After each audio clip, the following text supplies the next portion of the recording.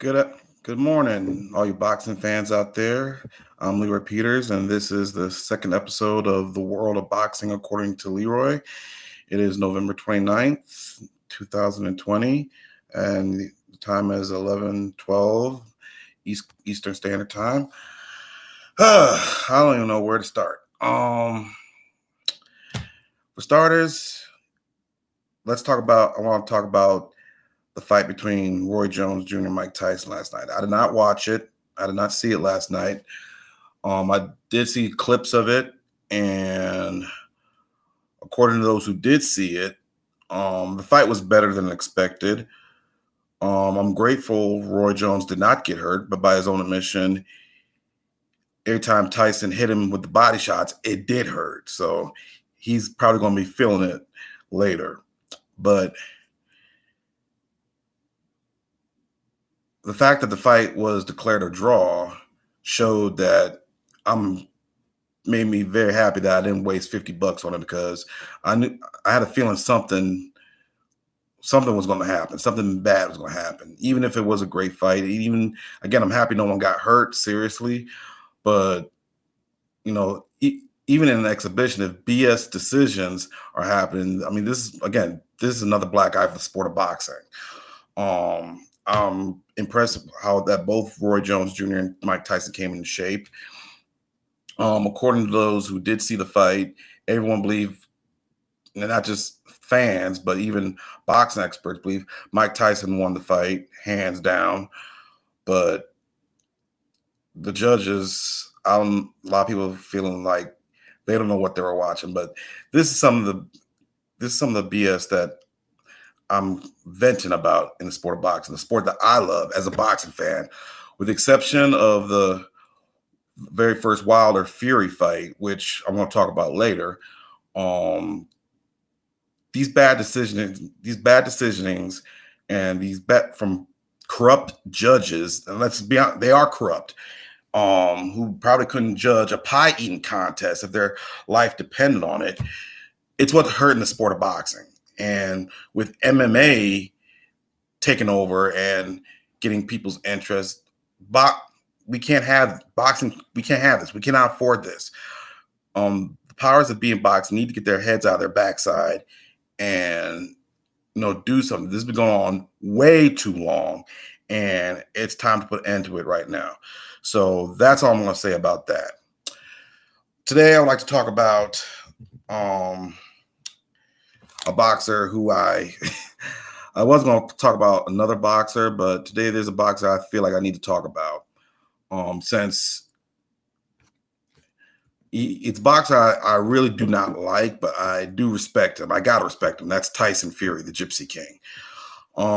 Saturday night, which we had the Roy Jones Mike Tyson exhibition fight, was the 5-year anniversary of when Tyson Fury, defeated my boy, one of my favorite fighters, Vladimir Klitschko, in Germany by a 12-round unanimous decision in a not very entertaining fight, but he won that fight. And speaking of anniversaries, this Tuesday, December 1st, will be the 2-year anniversary of the first Deontay Wilder Tyson Fury fight. It's kind of ironic that in August of 1988, when Mike Tyson knocked out Michael Spinks, the 12th of that month, an Irish boxer from England named his dying newborn son after Mike Tyson Luke Fury. And it seems that ever since Tyson Fury's dad named him after the great Mike Tyson, which Mike Tyson is great, Tyson Fury has been fighting against the odds all his life. For those of you who don't know, let me give you a little biography on the man. He was born, as I mentioned, August 12, 1988, probably the same month Mike Tyson knocked out Michael Spinks. But he was born 3 months premature, and he weighed 1 pound at birth. And according to his biography, he was dying. He almost died 3 times at birth. So that's the start of his life. Then we fast forward like he started boxing at a young age, I think when he was 11, and he turned pro in 2008, and that's when I first heard of him. In his second fight, I first heard of Tyson Fury, and I was kind of impressed with his early fights. The fact that he was named after Mike Tyson, I thought it was very interesting. That's a great publicity. But when he challenged Vladimir Klitschko, and anyone who knows me knows I'm a huge Klitschko fan. I'm a big fan of both the Klitschko brothers. I didn't think Tyson Fury had a chance, mainly because he got knocked down by Steve Cunningham, who was a cruiserweight, moving up to heavyweight. This was in 2013. He got knocked down in the second round by Steve Cunningham. Fury, to his credit, got up and beat Cunningham by 7-round knockout. But Vladimir, I figured if a cruiserweight could knock out this 6'9", 250-pound plus man, imagine a full-blown 6'6" heavyweight with knockout power in both hands is going to do to Tyson Fury. Tyson Fury proved me and a lot of people, not just Klitschko fans, but boxing experts, dead wrong. Again, the fight was not very entertaining. It wasn't the worst fight I've ever seen, but it wasn't the most entertaining fight I've ever seen. But Fury won that fight hands down by decision. The judges got it right that night. Then, and this is one of the reasons I don't like Tyson Fury. He's got a big mouth. He says things that are very cruel. And he doesn't think before he speaks. And then, he's a trash talker. I don't like trash talkers. And people are like, well, LeRoy, you're a Deontay Wilder fan. Deontay Wilder trash. I said, no. Let me tell you, all you detractors who don't like Deontay Wilder. Deontay Wilder only talks trash when he's provoked. Tyson Fury talks trash, period. And one of the reasons why I like the Klitschko brothers and Deontay Wilder and Anthony Joshua is that they didn't talk trash. They did their talking in the ring. So that's just me. I feel boxing does not need any more trash talkers. And so that's why I don't like Tyson Fury. But considering that what he's been through, after he beat Klitschko, and all the things he was saying in the news, I don't want to get into all of that, but then he went into depression. He was rightfully stripped of his belts, or he gave them up. I forgot, I should have mentioned that when he beat Klitschko, he won the IBF, WBA, WBO, and Lanil heavyweight titles, and the Ring Magazine heavyweight titles. When he went into depression, started snorting cocaine and ballooning up to almost 420 pounds, he was stripped of all those titles except one, and that's the Lanil heavyweight title, which, for those of you who don't know, is a traditional heavyweight title going back over 100 years, all the way back to John L. Sullivan. Joe Louis had it, Marciano, Muhammad Ali, George Foreman, Mike Tyson. In fact, that's why Mike Tyson Michael Spinks fight was so big. It was for just see who was the Lanil heavyweight champion. So they all had, and Tyson Fury won it, and he was never stripped of it. So I felt, as a boxing fan, good riddance. Tyson Fury probably did us all a favor by disappearing and going off the deep end. Then Deontay Wilder came along, and then Anthony Joshua came along, and I love those guys. One of the reasons why I was a big fan of Deontay and Anthony Joshua, because they were the black versions of the Klitschko brothers. And what I mean by that, they always came into their fights in tip-top shape. They didn't talk trash, and they were knocking people out. And not just me, but every boxing fan in the world wanted to see Wilder versus Joshua. And the fact that not only were both of them champions, Deontay Wilder was the WBC heavyweight champion, and Joshua had, after beating Vladimir Klitschko in April 2017, he had unified the WBA, the IBF, and the vacant WBA title, then fought Joseph Parker to unify the WBO title a year later. So Anthony Joshua had the IBF, WBA, WBO heavyweight titles, and he was undefeated. And so that was another reason why fans wanted to see Wilder versus Josh. You had two undefeated champions, 4 belts, let's get on. And for some reason, they weren't fighting each other. All this time, Fury was still in the dumps. He was, I think he was dealing with mental health issues, suicidal ideation, and no one was even thinking about Fury. And that's the thing. Nobody was thinking about Fury. No one expected Tyson Fury to come back. So I think it was around early of 2018 when I heard he was making a comeback. I was like, yeah, he's been gone almost 3 years and he's making a comeback. He ain't gonna make it. He came in at a career June of 2018. Fury came in at a career heavy of 276 pounds. He fought blown up cruiserweight Fury, beat him by 4-round knockout or TKO. And I was told it wasn't a good fight. Then in August of 2018, he came in much better shape at 258 pounds, and he fought former world title challenger Francisco Pineda, a guy that Vladimir Klitschko knocked out in 6 rounds. Fury beat him by a 10-round unanimous decision. And it was at that fight, it was announced that Deontay Wilder and Tyson Fury would face each other for Wilder's WBC heavyweight title and Fury's lineal heavyweight title in December of that year. And people were making a big hoopla. And I think because Fury was provoking Wilder, trying to get under his skin, like he got under Vladimir Klitschko's skin, talking trash. A lot of hoopla was hyped for this fight. And Fury was the underdog, and rightfully so, because Deontay Wilder, who, again, I'm a big fan, who's my boy. I was a fan of Deontay Wilder, still am. Going into this fight, Wilder was 40-0 with 39 knockouts. He had knocked out every single man he stepped in the ring with. And after winning the WBC heavyweight title, he was fighting not tomato cans, but at best B+ to A-level fighters, and he was knocking them all out. And he had dynamite power in both of his hands. So again, I didn't think Tyson Fury had a chance against Wilder.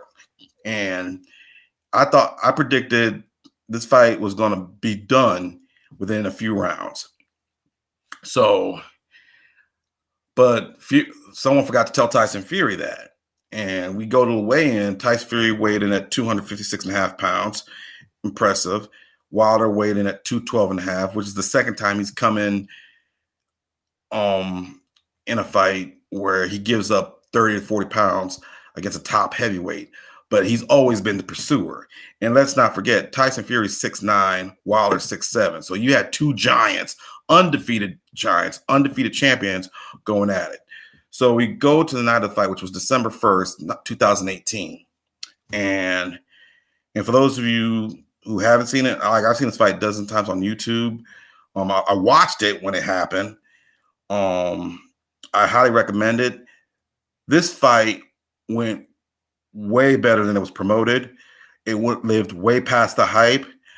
And like I said earlier, bad decisions are hurting boxing. But with this fight, I'm going to have to make an exception because the fight was ruled a draw.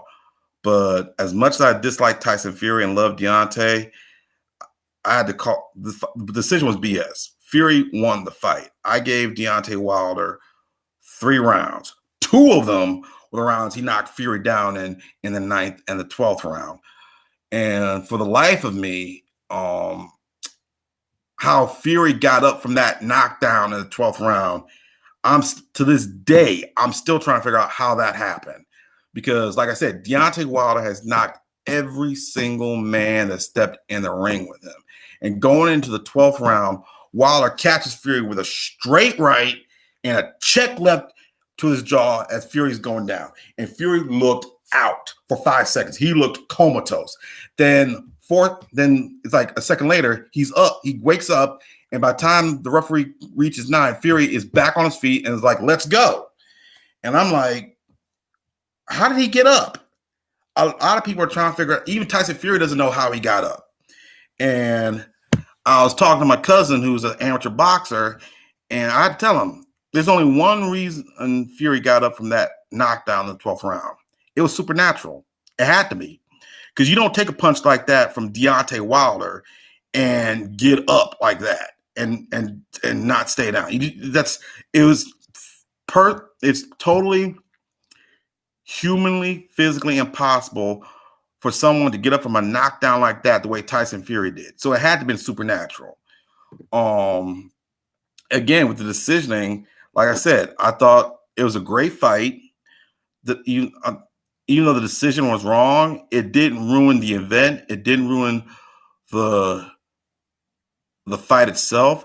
And even as mad as both Tyson Fury and his people were, and even Deontay Wilder felt he won the fight, Deontay Wilder said that there were no losers in this fight. I agree. There were no losers in that fight. The real winners were the fans and boxing. And it's because of fights like that, I honestly believe boxing's making a comeback, a huge especially in the heavyweight division. And for those of you who have not seen it, which I doubt no one's seen it, but go on YouTube, watch the fight, the first Wilder Fury fight, and just the 12th round alone is like, the fight itself was good, but the 12th round alone, the fact that Fury got up, I mean, I don't know how. But and another reason why I thought he won the fight, and a lot of people should agree with me on, because even though Deontay Wilder has dynamite power in both hands, Fury was making him miss almost all night long. And what was amazing was Fury's performance. He was doing a Roy Jones to Deontay Wilder. Roy Jones is notoriously known for fighting, like putting his arms behind his back and daring his opponent to hit him. That's what Tyson Fury did. And he was doing a Roy Jones. And Deontay Wilder couldn't touch him except for the rounds he knocked him down in the 9th and the 12th round. I mean, that's what made the fight so great. And, I have to admit it, Tyson Fury impressed me that night. He definitely impressed me. Then we fast forward about a year later, Tyson Fury is on First Take. And by this time, Deontay Wilder and Tyson Fury already had one fight apiece after this first fight. And Tyson Fury said that, and the rematch is already set for February 22nd of this year, this past February. And Tyson Fury said that because he felt he was robbed in the first fight, he was not going to allow it to go to the decision. He was going to knock Deontay Wilder out. He told Max Kellerman, Stephen A. Smith, and Molly Kieran Rose this on First Take, that he was going to knock Deontay Wilder out in the second round. And my reaction was, the first thing, to quote the late, great R&B musician Rick James, cocaine's one hell of a drug. That's what I said to myself when Tyson Fury said he was going to knock Deontay Wilder out in the second round. And like Rick James on the skit of the Chappelle Show, I thought Tyson Fury was probably sparring with school-age children to get himself ready for Deontay Wilder. No way Fury with his feather fist, because Fury's not a knockout punching power. By the time he went into the rematch with Deontay Wilder, his record was 29-0 and with one draw and 20 knockouts. All right. I mean, he doesn't have the punching power that Deontay Wilder had. Deontay Wilder's record was, going into the rematch, was 42-0 with one draw, 41 knockouts. So again, Deontay Wilder has knocked every man out that stepped in the ring with him, with the exception of Tyson Fury. And again, Tyson Fury, just like he was against Vladimir Klitschko 5 years ago this past Saturday, and just like he was in the first fight against Deontay Wilder 2 years ago this Tuesday, Fury was the underdog. So we go to February 22nd of this past February 22nd. And I have to admit, that was both the best and worst night of my life. The best night because I attended my cousin's wedding. And even at the wedding, everybody was talking about the Wilder Fury rematch, even at the wedding. I managed to get home in time to see the fight. And this is how my worst night happened. Watching Fury doing what he did, and those of you who've seen the fight, watching Fury did what he did to Deontay Wilder. He beat Deontay Wilder like Wilder didn't belong in the ring with him. He whooped Deontay. And I have to admit, I cried like Black Tony from the Ricky Smiley Morning Show. But I have to give Tyson Fury credit.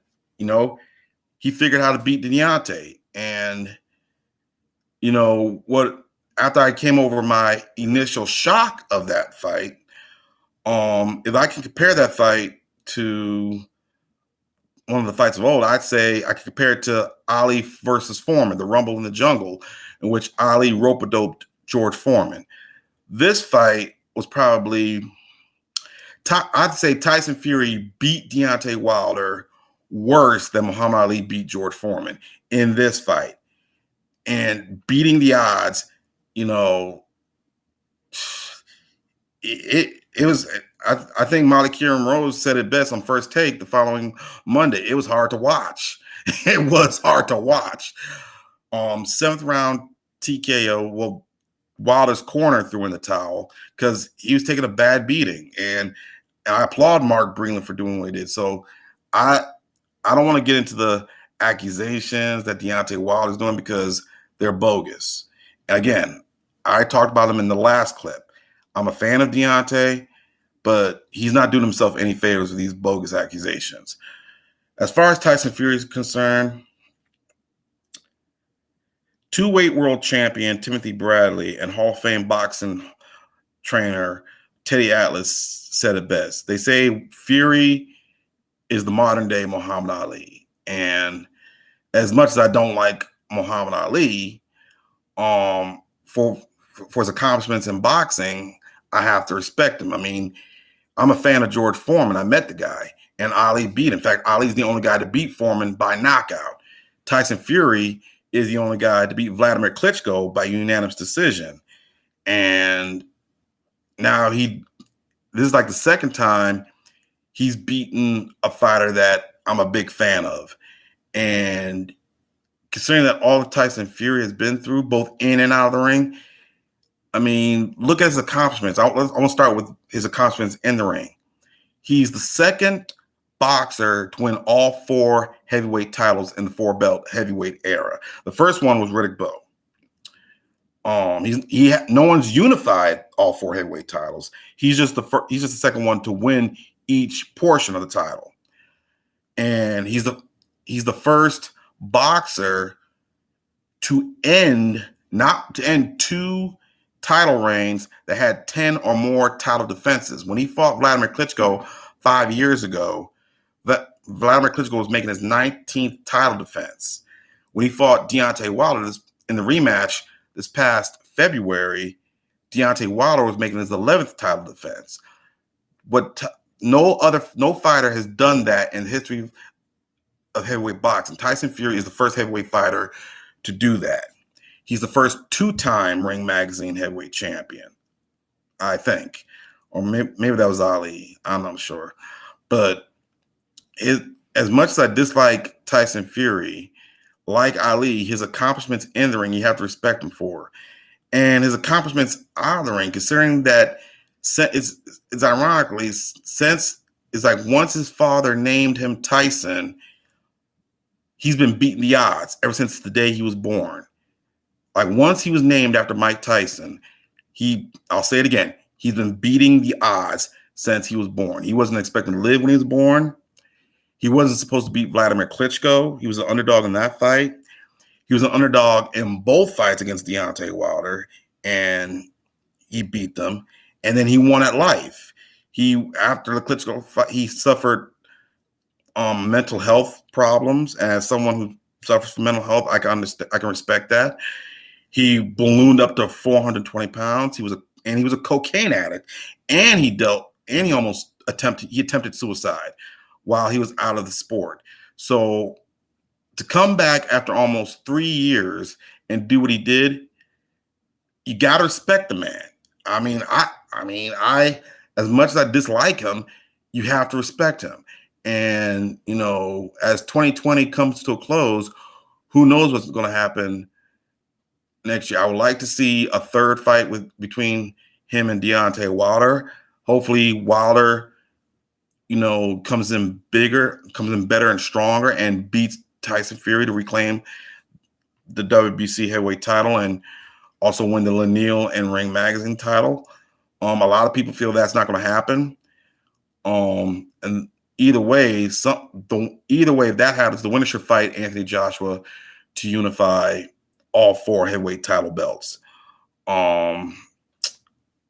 And if that fight does happen, the third Wilder Fury fight doesn't happen, then Fury needs to fight Anthony Joshua. I understand Anthony Joshua has 2 mandatories.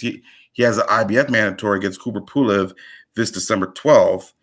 And if he gets past Pulev, he has a WBO mandatory against former undisputed cruiserweight champion Alexander Usyk, who I think that guy needs more practice in the heavyweight division before he fights Anthony Joshua. I'll talk about him at another time. But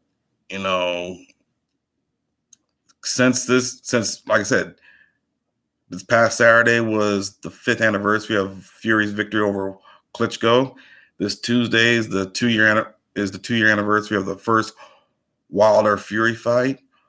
And Tyson Fury today, the end, he's the king of the mountain. I mean, and he's done it all. And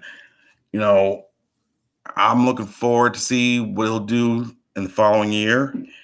And hopefully, again, we get to see a unification. But if Tyson Fury keeps doing what he's doing, managed to keep his life clean, I don't see anyone other than possibly Deontay Wilder beating him. Even a fight that I saw on ESPN Plus this past Saturday evening, George Joyce versus Daniel Dubois. George Joyce just beat Daniel Dubois by a 10-round knockout. He's a good fighter, but I don't think he stands a chance against Fury. Fury would dance in circles around him. I honestly, I'm being honest. I don't see anyone other than possibly Wilder or Joshua beating Fury. Maybe it's because I'm a fan of both. Maybe it's because I don't like Fury, but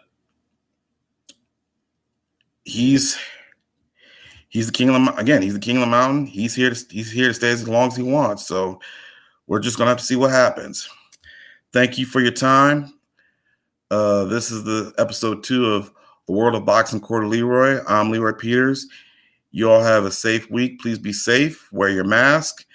And I'll see you next week.